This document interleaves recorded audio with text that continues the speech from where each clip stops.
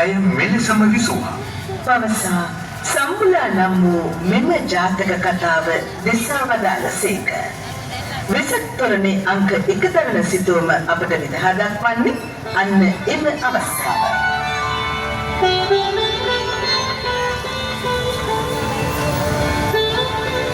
එදවස බරණැස් නුවර රජකම් කළ බ්‍රහ්මදත්ත කියන රජතුමාට හිටියා පින්වතුනි පුත්කුමරුවේ සොත්තිසේන නම ඇති.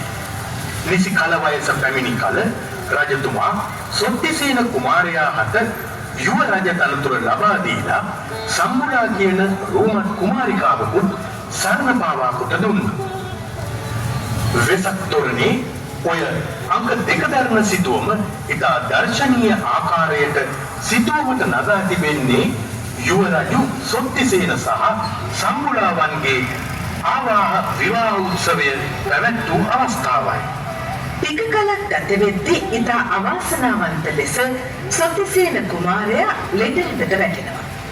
ඒ ඔහුට වැළඳෙන දරුණු කුෂ්ඨ රෝගයක් හේතු කොටගෙන දක්ෂ වෙළඳුරන්ගේ නිරීක්ෂණයට ලක් වුණත් රෝගය දරුණුවටම හැරෙනවා. සැරද විපිලි පුපුරා කිසිදෙකු හට ළඟව සිටීමට නොහැකි ලෙස දැඩි දුගඳක් හමනවා ඔහු වෙත. එදා ගත දෙවටුණු අන්තఃපුර දලනාව දැඩි ලෙස ප්‍රතික්ෂේප කරනවා අද ඔහුව අනුකම්පා විරහිතව.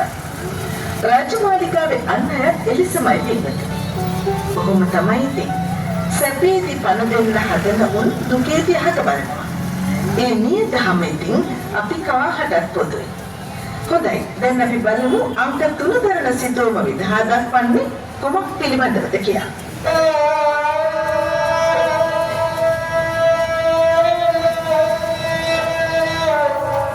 සම්බුලා කින්නදා ඔබටත් මහා පිළිකුල්ද සොඳුර. හිමියනි අනේ කිව්වතනේ හැඟීම් මාත්‍රයෙන් හෝ මායසේ ඇසුරින් තිබේද? නුඹ දැක්ක තිබේදසේ?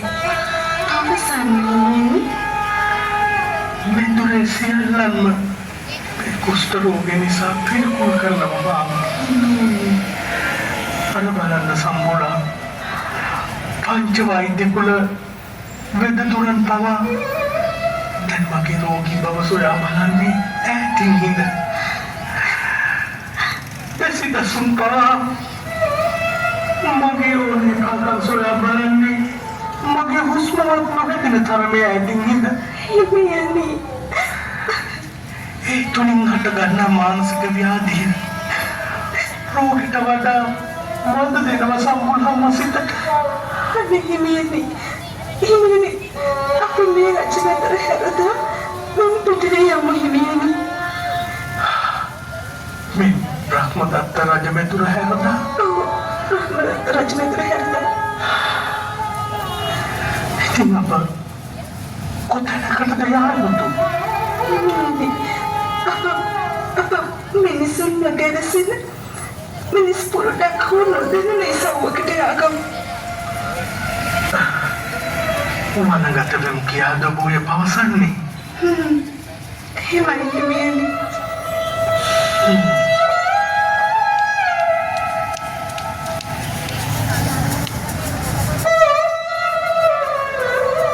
වචනීය පරිසමාප්තාර්ථයෙන්ම සම්බුලාවෝ මාතෘ භාර්යාවක් වුණා සොත්තිසේනයන් හට. රෝගයෙන් අසීමිතව පීඩා විඳි ඔහුට ඇය මහත් අස්වැසිල්ලක් වුණා. මාලිගාවේ වෙසෙන්නන්ගේ කුඩම්මාගේ සැලකිලි දරාගනු බැරිම තැන අමුසැමි යුවල ඉන් පිට වී මිනිසුන් නොගැවසෙන තැනකට ගොස් ජීවත් වෙන්න තීරණය කළා. එසේ තීරණය කර දෙදෙනා රජමාලිගාව හැරගිය අවස්ථාවයි ඔය අංක 4 දරන සිතුවම අපට පෙන්වා දෙන්නේ.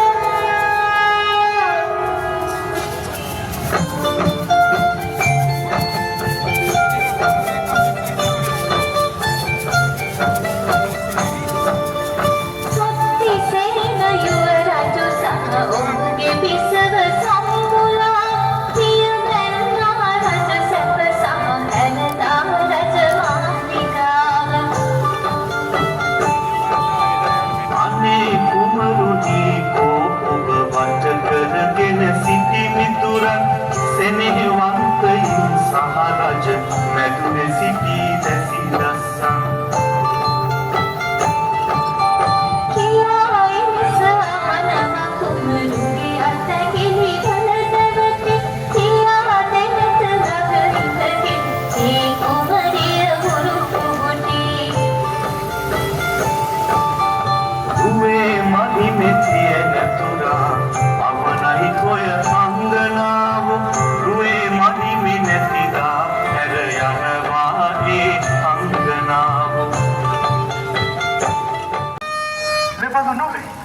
පුත කතා කරම. පුත තොපවනාහිම ප්‍රාර්ථනා කොටලත් පුතේ. කතා කරව පුත කතා කරව. මාලේ වාහුණු කෙසේද පුත කතා කරව. අප නොනසව පුත. සියලු තඹ දෙවි රජුන්ගෙන් මන නින්දායේ අප මුදවා පුත. පොතේ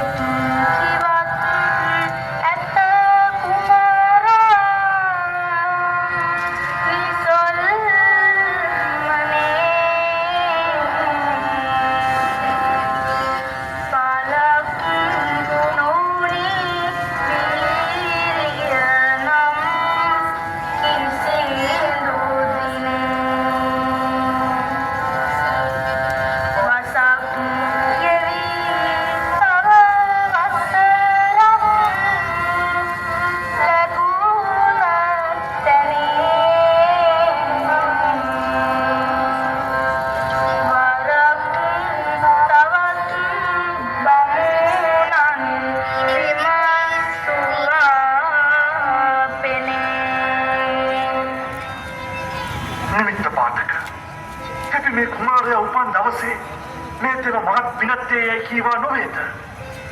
එසේ මහරජතුමනි අප ප්‍රකාශ කළා.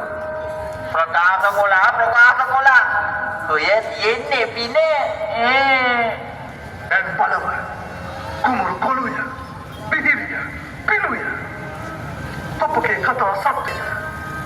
එහෙමයි මහරජතුමනි. එහෙමයි එන්නේ අගේට ඕරුකාරයෝ කුමක් නිසා කුමරු මෙලෙස සිටින්නේද නිමිත්ත පාඨක? මහරජතුමනි අප විසින් නොදත් දෙයක් නැතිමය.